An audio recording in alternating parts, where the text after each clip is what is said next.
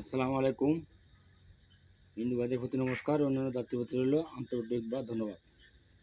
আশা করি আমার ভিডিওটা যে যেখান থেকে দেখতেছেন, এর আগে আমি নিয়ম দেখা দিছি এবং কিভাবে কি কাজ করতে হবে তাও বলে দিছি। আর কোন কাজে করতে হবে আপনাদের নিয়ম দেখা দিছি। আপনারা সেই নিয়ম মতন কাজ করবেন, কাজে 100% ফল পাবেন।